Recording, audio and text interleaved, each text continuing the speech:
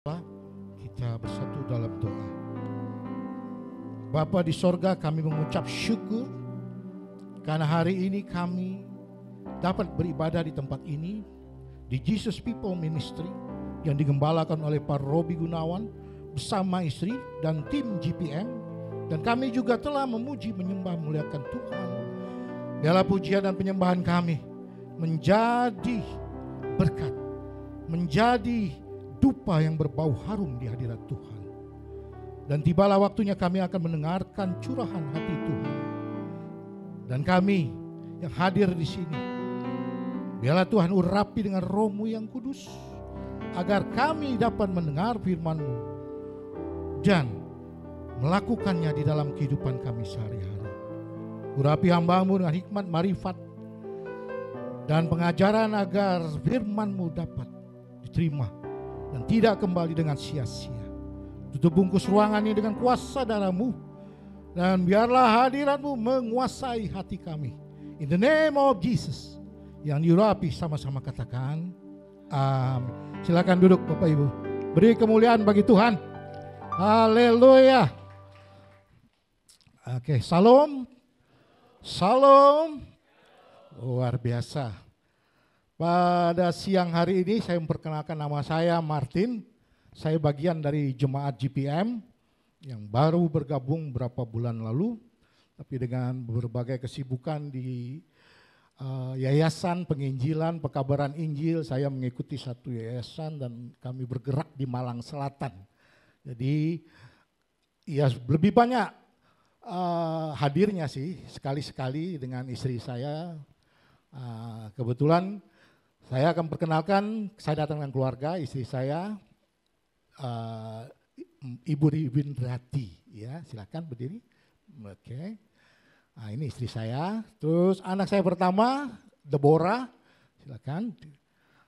Oke, ini anak saya yang kedua di Bali, dia sedang bekerja sekarang. Jadi ini anak yang ketiga, Farel, dia juga ikut pelayanan sebagai keyboard. Dan anak saya yang keempat, dia lagi pelayanan juga di GPDI, dan nanti jam 1 dia akan datang kemari. Belum selesai rapatnya katanya, acara teen remaja. Ya, oke. Dengan mempersingkat waktu, mari kita mulai firman kita dengan tema free will dalam perspektif iman Kristen. Baik, Bapak Ibu bisa lihat di sini. Terlihat apa? Terlihat ya? Ya. Ya, free will dalam perspektif iman Kristen.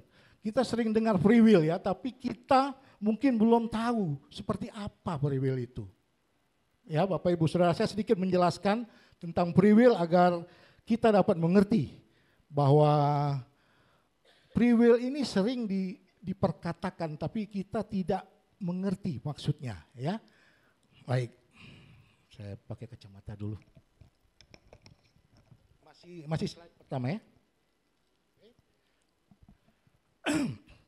Free will diberikan Tuhan pada waktu Adam dan Hawa berada di Taman Eden. Mula-mula free will ini diberikan kepada Adam dan Hawa sewaktu mereka berada di Taman Eden. Dan setelah mereka diusir keluar dari Taman Eden, Tuhan tidak cabut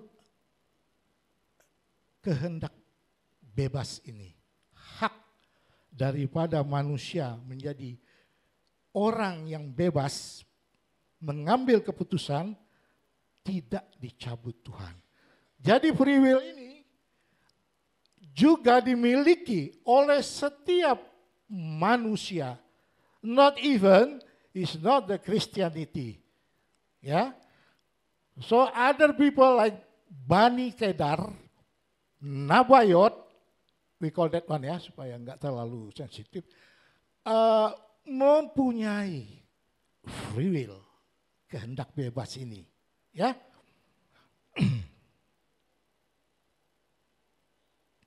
Dalam konteks hermeneutik atau dalam cabang ilmu teologi, hermeneutika atau ilmu tafsir, ya, free will is a gift from God, present from God, ya,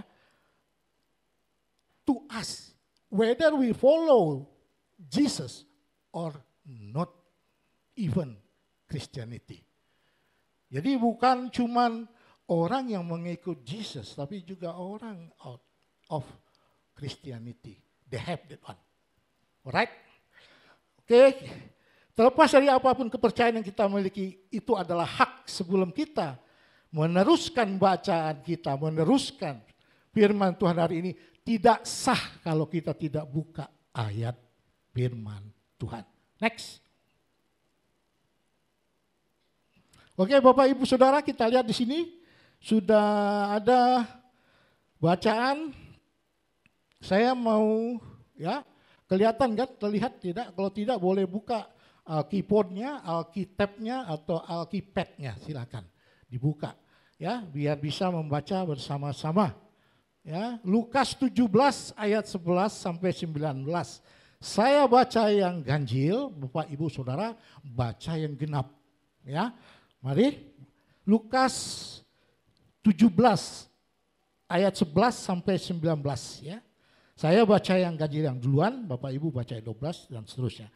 Dalam perjalanannya ke Yerusalem, Yesus menyusur perbatasan Samaria dan Galilea.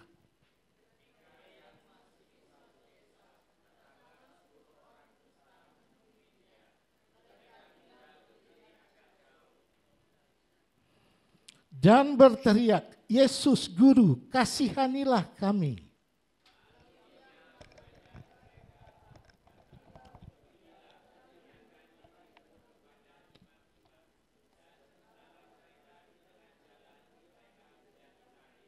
Seorang dari mereka ketika melihat bahwa ia telah sembuh, kembali sambil memuliakan Allah dengan suara nyaring.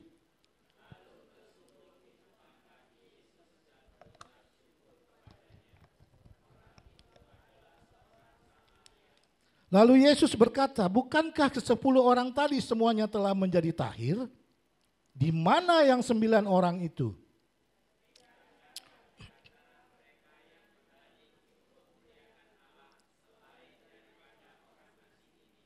Lalu ia berkata kepada orang itu, berdirilah dan pergilah, imanmu telah menyelamatkan engkau.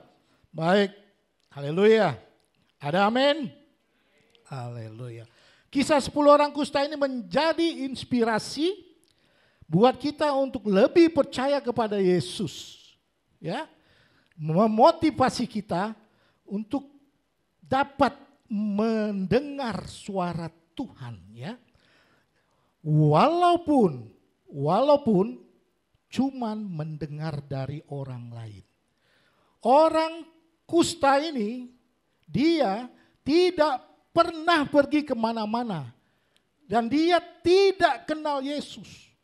Mungkin dia hanya mendengar dari saudaranya yang datang membesuk dia, ya, karena pada zaman itu kusta adalah aib, ya, kusta adalah kutuk. Jadi tidak semua orang kusta bisa berkeliaran di Samaria maupun di Yerusalem, ya. Mereka hanya mendengar bahwa ada sosok yang bernama Yesus yang mampu melakukan perbuatan-perbuatan yang ajaib. Jadi mereka hanya mendengar.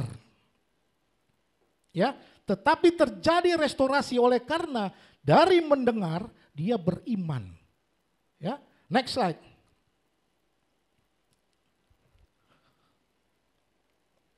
Oke.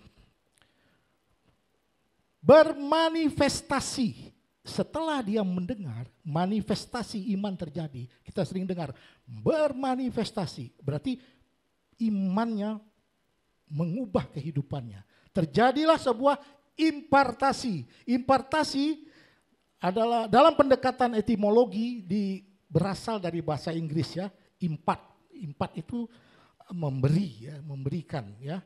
Bahasa Yunaninya metadidomi, yang terdiri dari meta yang artinya menemani, dan didomi memberikan segalanya. Ya. Jadi metadidomi atau impartasi bahasa Indonesianya, ya, terjadi oleh karena imannya, mendengar saja. Dia tidak pernah tahu siapa Yesus, tidak pernah kenal Yesus, tapi dia mendengar. Nah, sering sekali Bani Kedar, dia hanya mendengar pada saat dia mungkin sholat malam, dia tahajud, tiba-tiba suara Tuhan menegurnya. Hingga terjadilah impartasi, manifestasi iman yang selama ini dia tidak ketahui terjadi. Hingga repenting terjadi, bertobat terjadi, pertobatan terjadi. Ya, next slide. Kata metadidomi atau impartasi ini banyak tertulis di Alkitab, yaitu memberikan. Contohnya ini, Yohanes 10 ayat 17 sampai 18. Saya baca 17, Bapak Ibu baca 18. Yohanes 10 ayat 17 ayat sampai 18. Bapa mengasihi aku oleh karena aku memberikan nyawaku untuk menerimanya kembali.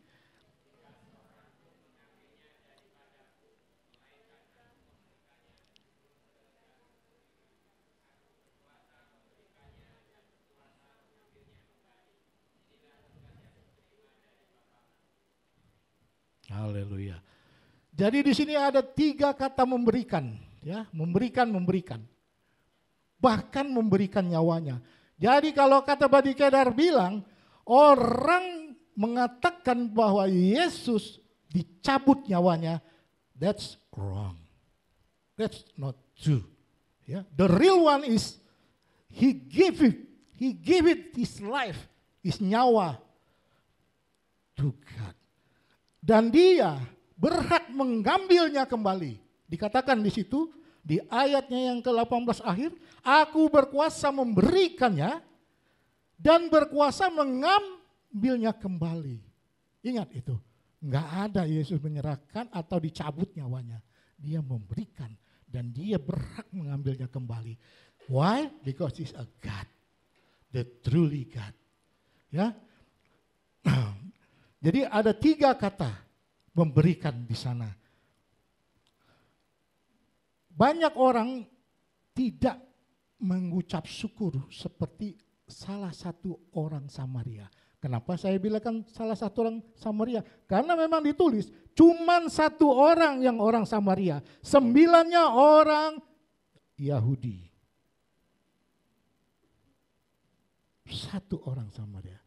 Yesus katakan di ayat sebelum dia katakan, pergilah, perlihatkanlah dirimu kepada para imam-imam. Itu yang dikatakannya. Next slide. Imam-imam itu Sanhedrin. Sanhedrin itu adalah tokoh-tokoh agama Farisi. Ya, itu mereka yang menghakimi Yesus, yang menghujat Yesus, bahkan yang menghukum Yesus.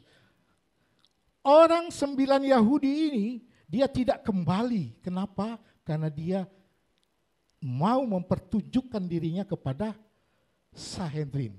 Sementara yang 1 orang dia kembali karena dia orang Samaria dan dia tidak mungkin ketemu Sanhedrin. Kenapa? Para ulama-ulama agama Farisi tidak suka dengan orang Samaria. Kenapa orang Yahudi tidak suka sama orang Samaria? Karena orang Samaria bukan lagi orang Yahudi murni. Ini ceritanya panjang. Ya. Jadi dulu ada kerajaan terpecah, terbagi 2, selatan dan utara. Selatan kerajaannya Samaria dikuasai oleh Israel, di utara kerajaannya dikuasai oleh Yehuda. Yehuda itu adalah keturunan Daud, Raja Daud. Mereka berpisah. Masing-masing punya kerajaan. Kenapa orang Yahudi tidak suka sama orang Samaria? Karena mereka sudah kawin campur dengan bangsa Asyur dan bangsa-bangsa di sekitar mereka. Mereka tidak menjaga kemurnian rasnya. Ya. Jadi no relationship between Yahudian Jews with Samaritan people. There is no relationship, tidak ada hubungan, no connection. Mereka hate each other, mereka saling benci. Sampai sebagian saat ini yang kita ketahui mereka berada di Hebron, sebagian besar berada di Hebron. Next slide.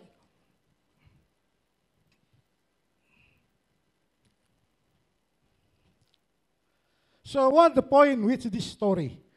Apa yang kita ambil dari kisah ini? Kisah ini bagian daripada iman kekristenan yang dilakukan oleh orang-orang kusta. Orang-orang yang hidupnya dalam dosa, yang sudah penuh dengan masalah.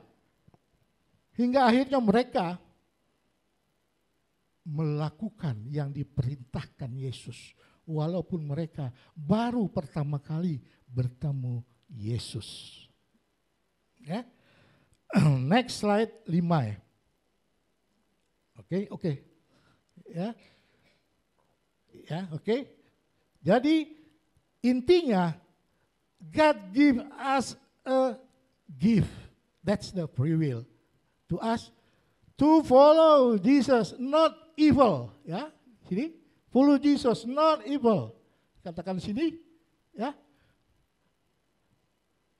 Bukan untuk kesenangan kita, bukan untuk kebebasan kita, tetapi untuk hidup dekat dengan Tuhan. Itu the real free will to us. Ya. Saya punya teman, ya, ini kesaksian teman saya, teman masih muda dulu. Basic saya seorang SPG, saya sarjana pendidikan Kristen yang mengikuti S2 Magister Teologi, S2-nya di Jakarta. Dan kebetulan Pak Robi Gunawan juga dia di sana ikut di STT Sekolah Tinggi Teologi di Jakarta juga. Jadi kami ini sama-sama satu alma mater, ya. Seperti itulah teman waktu masih muda dulu. Akhirnya dia bekerja di dunia sekuler, saya bekerja di dunia rohani. Ya. Satu saat, 1 tahun yang lalu, dia jatuh sakit. Saya kebetulan ada di Jakarta dan saya besuk dia di Gatot Subroto. Ya. Dia sudah di ICU, sudah pakai selang, sudah pakai ya, semua sudah lengkap seperti orang di ICU. Saya tanya sama dia, udah lama tidak ketemu. Ya, kita ini sudah berumur, ya kan. Sedangkan waktu berjalan terus. Saya mendengar banyak cerita dari istrinya, karena dia ini teman dekat saya dulu waktu kami masih sekolah. Jadi ya saya cukup prihatin dengan kondisinya. Jadi saya bilang, saya akan berdoa buat dirimu, tetapi apabila kamu sembuh, kamu harus punya keputusan untuk mengikut Yesus. Ya. Tahun lalu umur dia sekitar dia di atas saya sedikit, 64, di atas saya sedikit. Lalu saya bilang sama dia, mau sampai kapan kamu kerja di dunia oil and gas? Memang gaji besar, tapi tidak menjamin keselamatan. Karena saya tahu dunia oil and gas itu kamu berbaur dengan seluruh bangsa di dunia. Dari Amerika, UK, Ireland, macam-macam bangsa ada di sana. Jadi saya bilang ambillah keputusan, kasihani, kamu sudah punya cucu, anak-anak sudah menikah, apa langkah baiknya kalau kamu mulai hidup dekat dengan Tuhan. Akhirnya dia katakan, baik, saya akan cari kamu Martin. Waktu itu saya di Kelapa Gading, pelayanan di situ, setelah saya sembuh. Oke, terima kasih. Kita berdoa. Setelah berdoa, kasih minyak urapan, kasih tahu istrinya juga berdoa semua, kami pulang. 2 minggu kemudian dia keluar dari ICU dan dia sudah sembuh. Lalu sebulan dia pulang, dia tidak ada beritanya lagi. Saya pun tidak tahu ceritanya bagaimana. Setelah 3 bulan kemudian, kawan saya yang mengajak saya kemarin ketemu dia di rumah sakit, kasih tahu saya, dia bilang, masuk lagi ke rumah sakit. Jadi saya pikir, kenapa dia waktu sembuh tidak cari seperti nasarnya.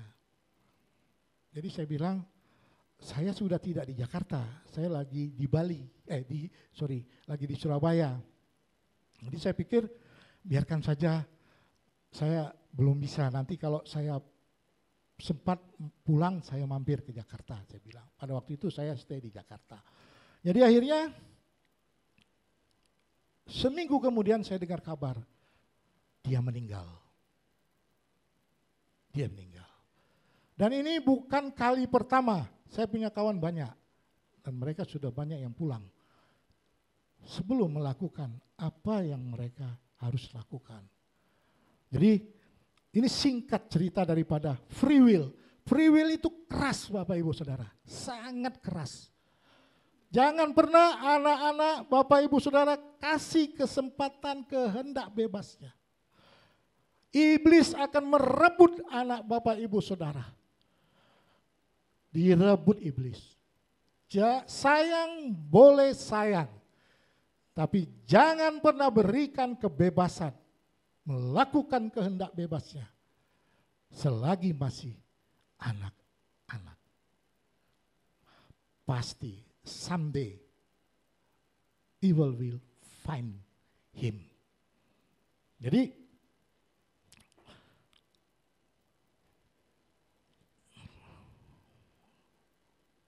slide 6, next slide 6.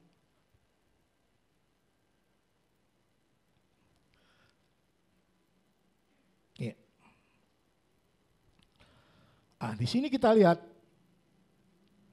ini Rasul Paulus, ini Rasul Petrus. Kita bicara masih kehendak bebas, masih bicara free will ya. Bapak Ibu Saudara, Rasul Paulus mengatakan di Roma 7 ayat 15, ya. Di sini ditulis Roma 7 ayat 15. Ya. Sama-sama kita lihat ayatnya.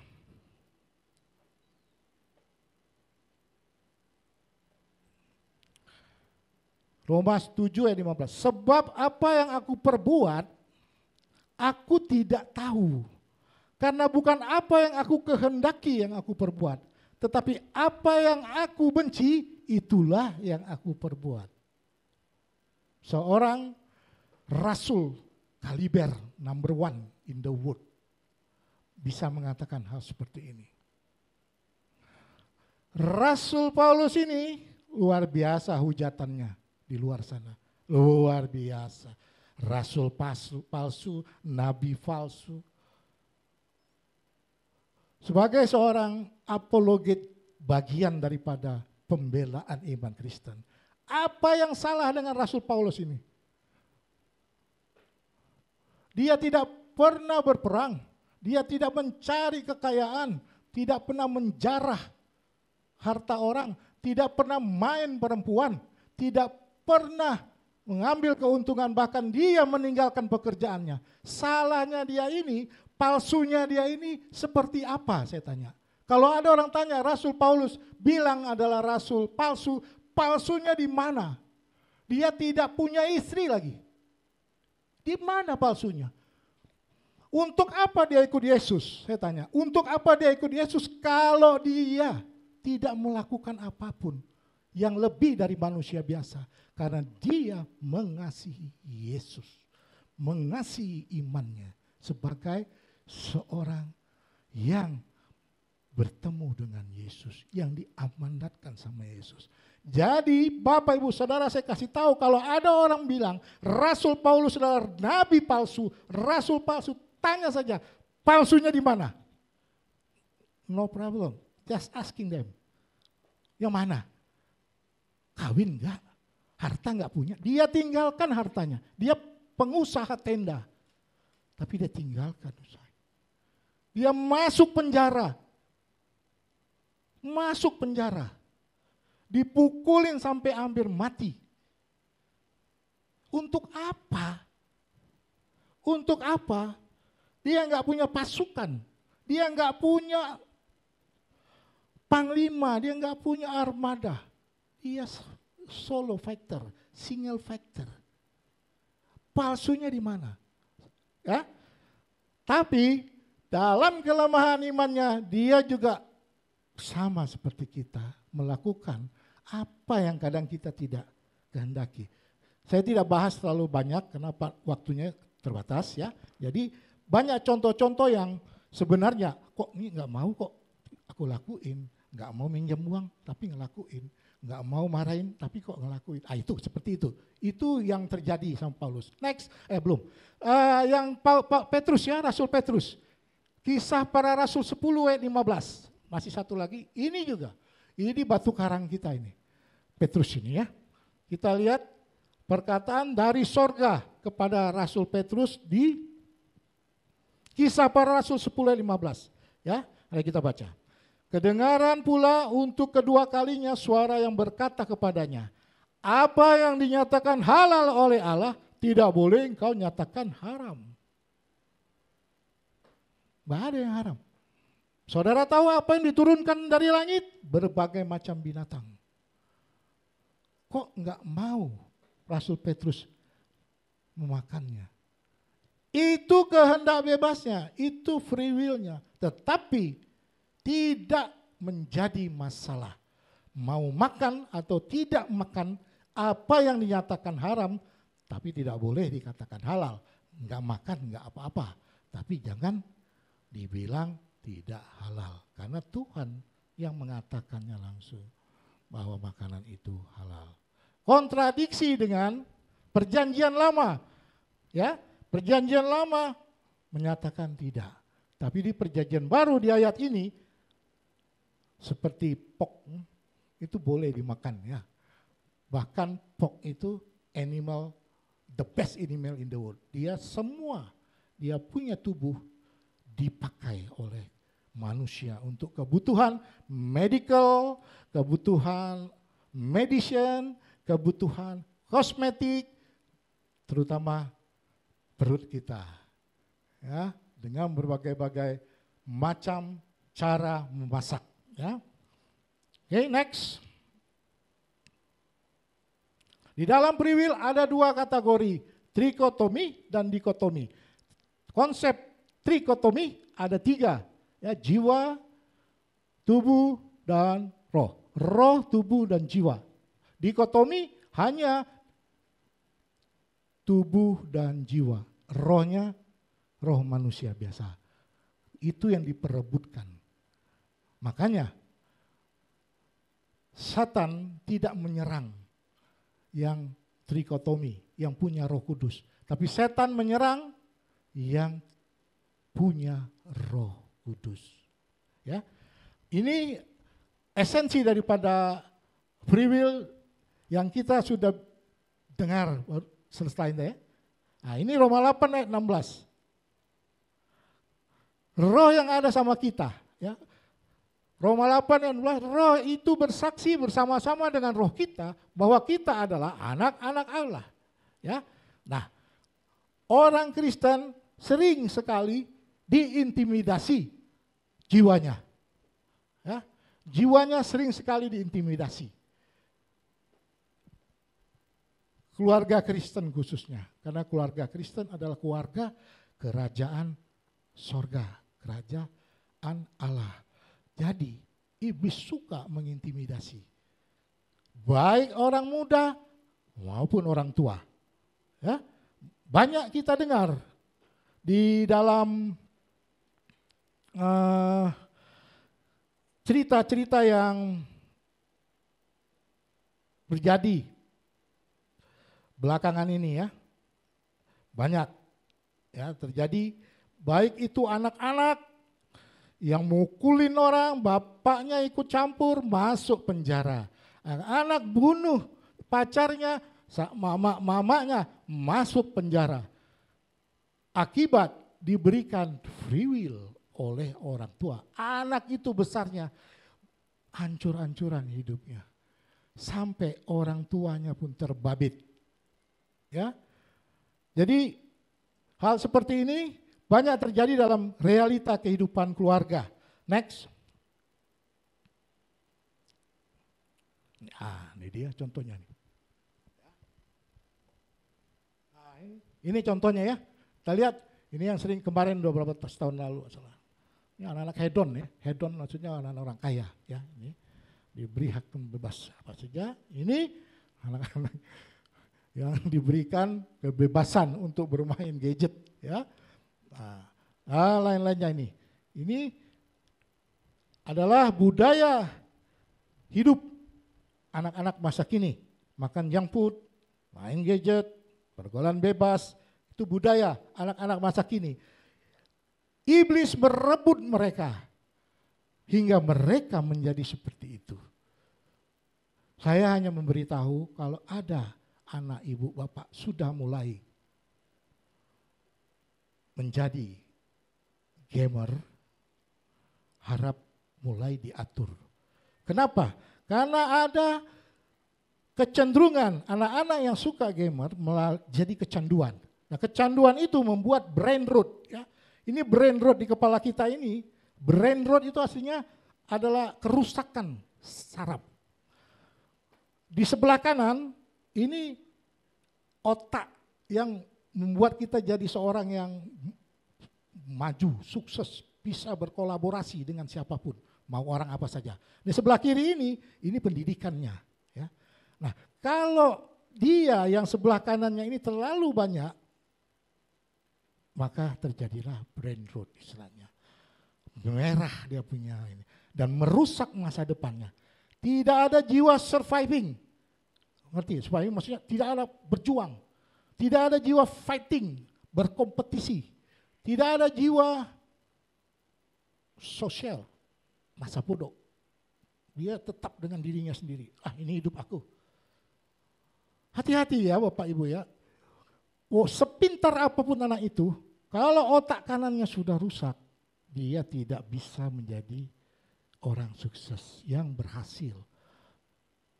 Berinovasi, punya inisiatif, punya motivasi, itu di kanan. Dijaga ya. Ini sebatas pengetahuan saja bahwa hal-hal yang kelihatannya sepele itu merusak masa depan anak. Next.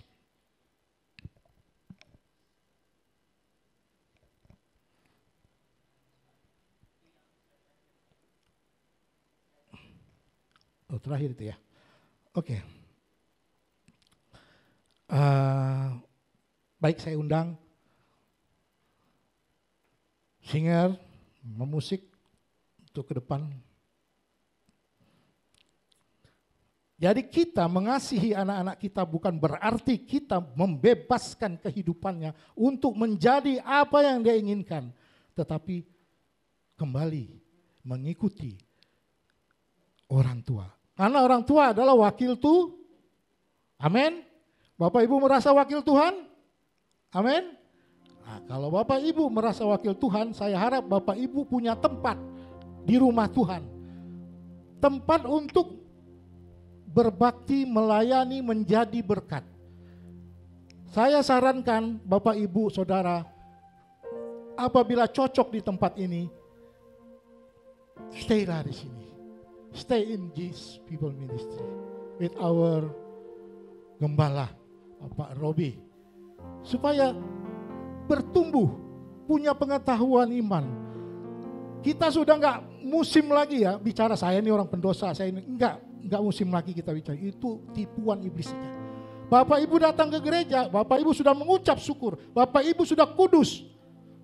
Jangan mau diintimidasi. Perlakukan anak-anak Bapak Ibu sebagai anak-anak Tuhan. Generasi ilahi harus terjadi.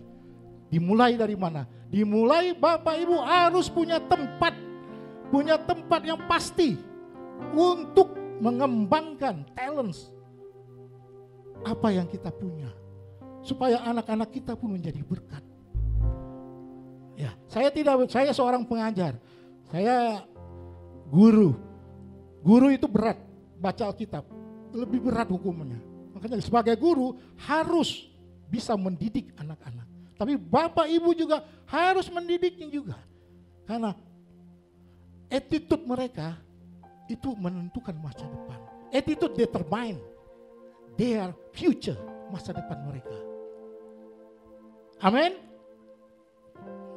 mulai. Bapak Ibu saya sarankan yang belum mempunyai tempat untuk beribadah, mari datang pada Yesus, daftarkan di depan. Formulir di depan, nanti Asher akan membantu Bapak Ibu Saudara untuk menjadi salah satu bagian. Saya akan berikan buku saya pada yang pertama saja karena buku saya terbatas.